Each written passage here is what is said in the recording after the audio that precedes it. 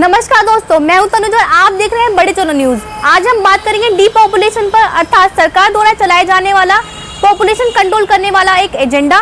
देखते हैं इस पे एक खास रिपोर्ट। नमस्कार दोस्तों, मैं हूं राजेश आर्या और बात करेंगे आज डीपॉपुलेशन पर। जी हाँ, डीपॉपुलेशन अर्थात एक ऐसी मुहिम जो हर सरकार द्वारा चलाई जाती है अपने देश की जनसंख्या को कंट्रोल करने में। और ये आप समझ पा रहे होंगे कि अगर जनसंख्या उन मुहिम से कंट्रोल हो पाती तो हमारे देश की जो जनसंख्या है आज 140 करोड़ नहीं होती। तो ऐसी मुहिम हर बारी चलती आई हैं और चलती रहेंगी। ये सिर्फ हमारे देश में नहीं, सभी देशों में इसी तरीके से चलती रहती हैं। तो डीपॉपुलेशन का एक ऐसा हथियार जिसकी वजह से पॉपुलेशन को कंट्रोल करने की हमेशा कोशिश की जाती रही है। इसी पर डॉक्टर विश्वरूप राय चौधरी ने डॉक्टर के.वी. तुमाने के साथ मिलकर एक नया मिशन स्टार्ट किया है, जिस मिशन का नाम है एक परिवार दो संतान। जी हाँ, देखते हैं इस पर डॉक्टर के.वी. तुमाने द्वारा किस तरीके से इस मिशन को चलाया जा रहा है और जो लोग इस मिशन में जुड़ना चाहते हैं वो किस तरीके से इस मिशन में जुड़ सकते हैं। तो देखते हैं डॉक्टर के.वी. तुमाने को इस प्रेस कॉन्फ्रेंस में इस रिपोर्ट के साथ। Doctor KV. तुमाने जी को स्टेज पे आमंत्रण करूंगा। हमारे पास टोटल 5-7 मिनट और हैं क्योंकि 2 बजे तक ही हॉल है, इसके बाद किसी और का कार्यक्रम है। हम उतना ही टाइम लेंगे। जस्ट ये मैसेज आपको भी है, जो कंट्रोल रूम में उनके भी है। तो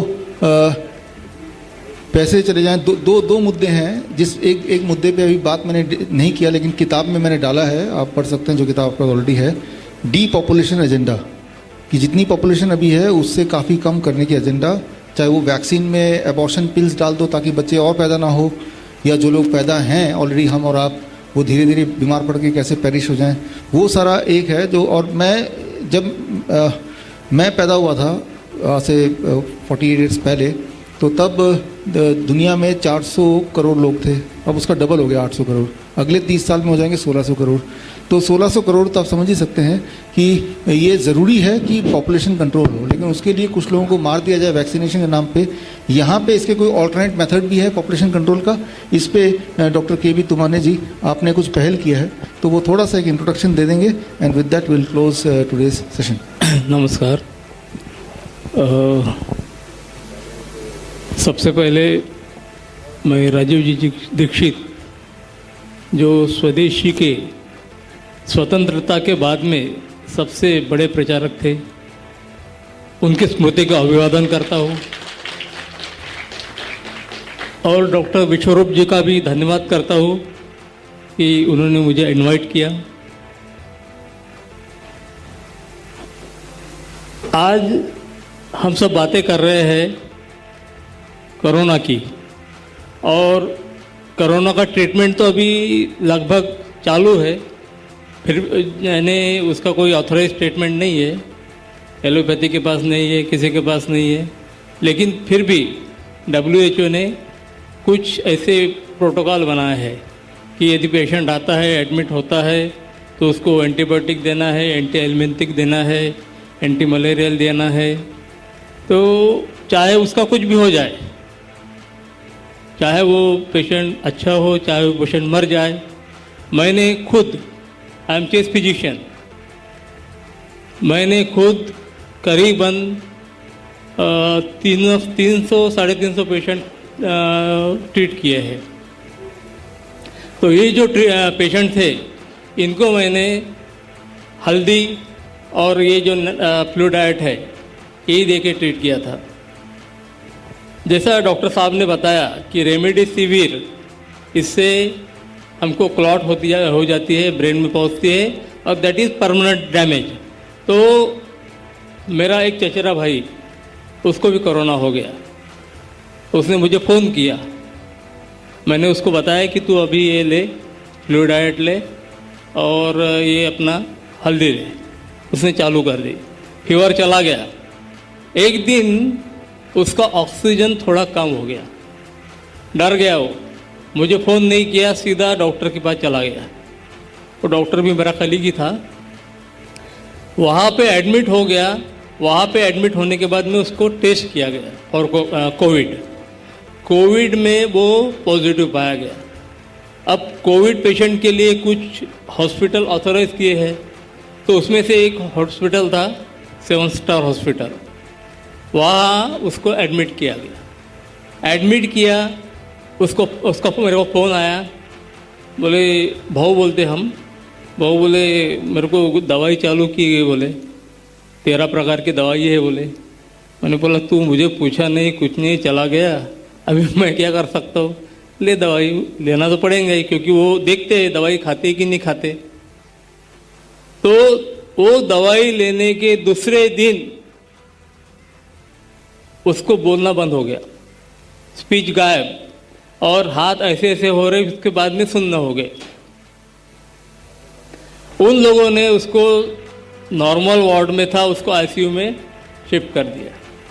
आईसीयू में शिफ्ट किया उसको, सब यानी वो एंटीकोगुलेशन की जो थेरेपी रहती वो चालू की। आज करीबन उसको 1.5 महीना हो गया है, उसका स्पीच फिर भी रिस्टोर हुआ नहीं, क्योंकि वो जो ब्रोकाज एरिया रहता अपने ब्रेन के अंदर में, वो ब्रोकाज एरिया उसका पैरालाइज हो गया। आज भी वो कहीं बाहर जाने को डरता है, किसी से बात नहीं करता, रोते रहता है। तो ये सब अभी ट्रीटमेंट का पार्ट हो गया। अभी ये वैक्सीन का पार्ट जिसकी हमने अभी फ्यूनरल निकाली। वैक्सीन जो रहती है वो वायरस की रहती है, सिर्फ उसका जो स्ट्रेन रहता है उसको अटेन्यूएटेड बोलते हैं, यानी उसकी पोटेंसी कम की जाती है, और फिर अपने बॉडी में इंजेक्ट करते हैं ताकि अपने बॉडीज़ में एंटीबॉडीज़ पैदा हो।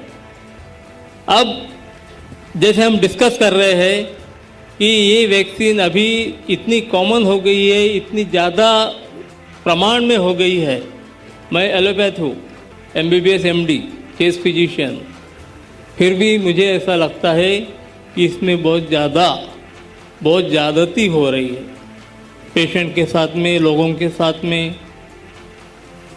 तो मेरा ऐसा कहना है कि हम ये वैक्सीन जो गाय के बछड़े से बनती है, गाय के एम्ब्रियो से बनती है, इसके लिए गाय को काटा जाता है। हम हिंदुओं के लिए नहीं, सबके लिए, कोई भी जानवर, चाहे गाय हो, चाहे मंकी हो, चाहे वो गिनी पिग हो, किसी को भी यदि काटते हैं तो कोई अच्छी बात नहीं है। और गाय तो यानी सबके लिए पूजनीय है। तो ये काटने के बजाय एक सिंपल उपाय मैं बताता हूँ, और मैंने एक वीडियो जारी किया था। वो वीडियो मैंने लगभग 10 लाख लोगों तक पहुँचाया। फिर उन 10 लाख लोगों ने एक लोगों ने 100 लोगों तक पहुँचाया, यानी 10 करोड़ लोगों तक पहुँचा। पूरी दुनिया में कहाँ से मुझे फ़ोन आए कि आपका वीडियो हमने देखा। सिंपल वीडियो था हल्दी का उपयोग।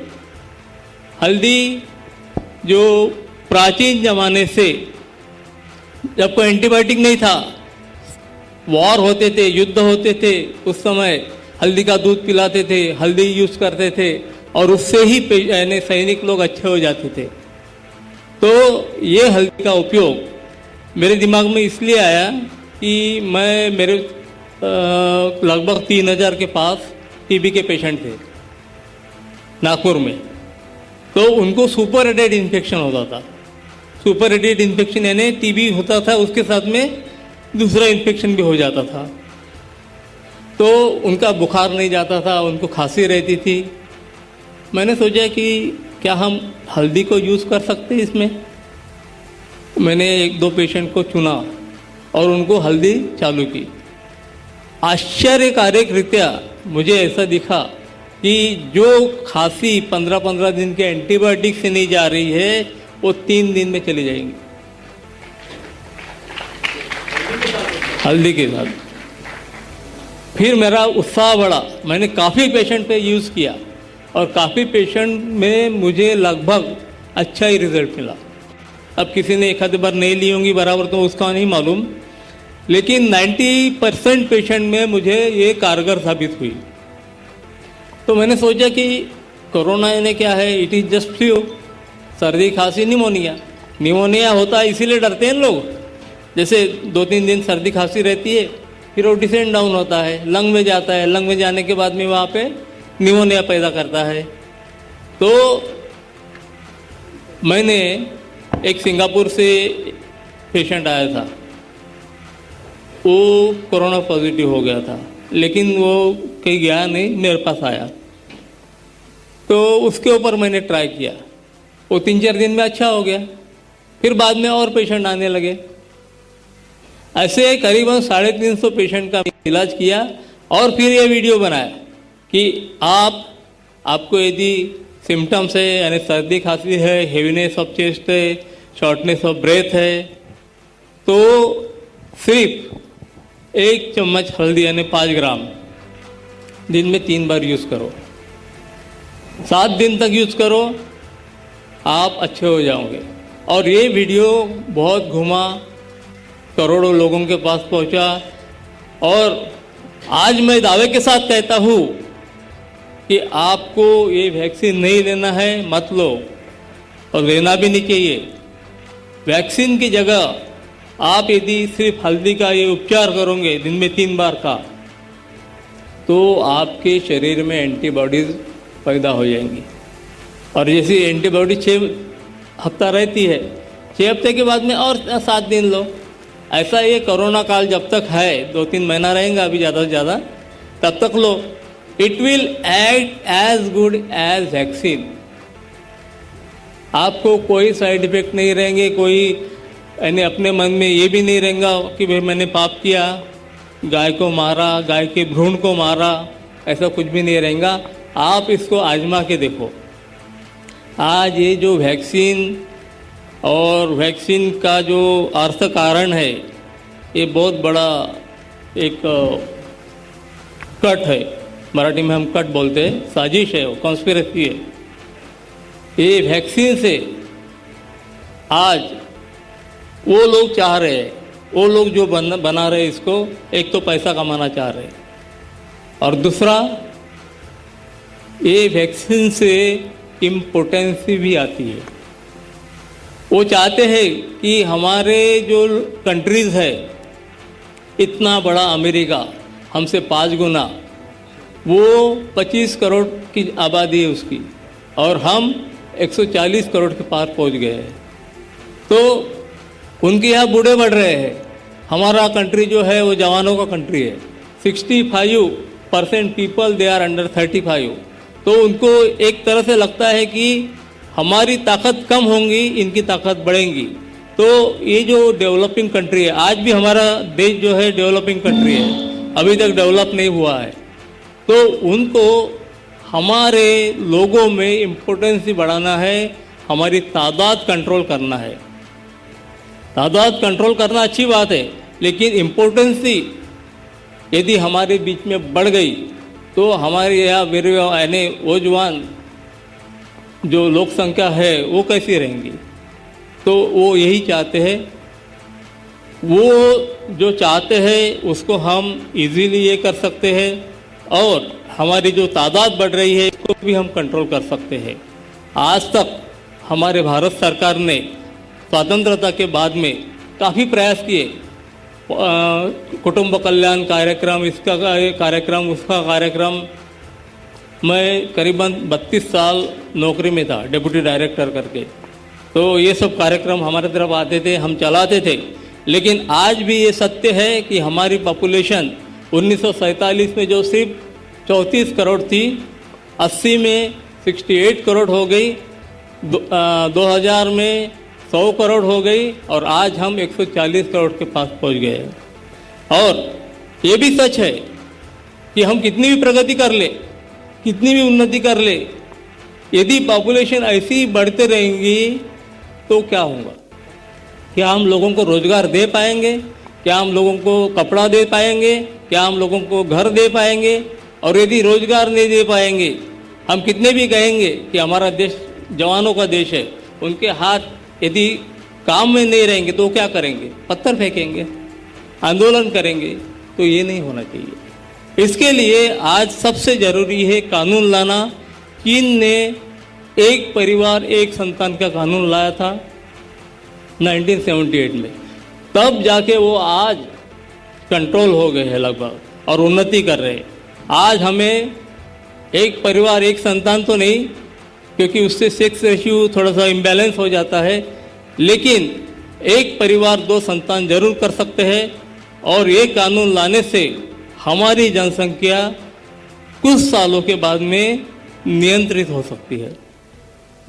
मैं एक परिवार दो संतान मिशन चला रहा हूँ, मैं संयोजक हूँ और डॉक्टर विश्वरूप जी इसके अध्यक्ष हैं। हम दोनों मिलकर एक काम कर रहे हैं ताकि लोगों ने, दुनिया के लोगों ने जो उन्नति की है, दुनिया के देशों ने जो उन्नति की है, वो हमारा देश भी करे। आज हमारे नेता हमको यानी ये दिखाते हैं, लालच दिखाते हैं कि कुछ दिन के बाद में हम डेवलप कंट्री हो जाएंगे, लेकिन डेवलप कंट्री होने के लिए पर कैपिटा जो इनकम होता है वो $12,000 प्रति व्यक्ति होना चाहिए। और आज हम कितना इनकम कमा रहे हैं? $1,700 प्रति व्यक्ति। कितनी लंबी यानी दूरी है, कितनी लंबी दूरी यानी अपने को तय करनी है, हम कर सकते हैं, लेकिन हमारी जब तक यानी लोक संख्या, आबादी नियंत्रित नहीं हो सकती, तब तक हम कुछ नहीं कर सकते हैं। तो मैं सबसे विनती करता हूँ कि आप लोग भी इसको सहयोग करें और ये जो मिशन है, इस मिशन को सपोर्ट करें। धन्यवाद। Thank you sir. एक परिवार दो संतान मिशन के बारे में और अधिक जानकारी अगर चाहिए आपको तो किताब में है, लास्ट के पन्नों में, तो उसमें मिल जाएगा, उसके माध्यम से आप जुड़ सकते हैं। तो अभी आपने देखा डॉक्टर विश्वरूप राय चौधरी को और डॉक्टर के.बी. तुमाने को। इन्होंने एक मिशन को स्टार्ट किया है जिसका नाम है एक परिवार दो संतान। जी, सभी को इस मिशन से जुड़ना चाहिए। ऐसी मुहिम हर बारी चलती रही है और एक बार फिर से शुरू है। अगर आपको इस मुहिम में जुड़ना है तो उनकी किताब कोविड-19 81 में बहुत सारी इंफॉर्मेशन इससे रिलेटेड दी गई है। इसी के साथ मैं राजेश आर्य आपसे लेता हूं अलविदा। Thank you so much. फिर मिलेंगे एक बार नई खबर, नई न्यूज़ और प्रेरक न्यूज़ों के साथ। तब तक के लिए धन्यवाद। Take care, bye bye, all the best. अभी आपने देखा एक मिशन जिसमें कोशिश की जा रही है पॉपुलेशन को कंट्रोल करने की। इसी के साथ मैं तनुजा आपसे लेती हूँ अलविदा। फिर मिलेंगे प्रेरक खबरों के साथ। तब तक के लिए टेक केयर, बाय बाय।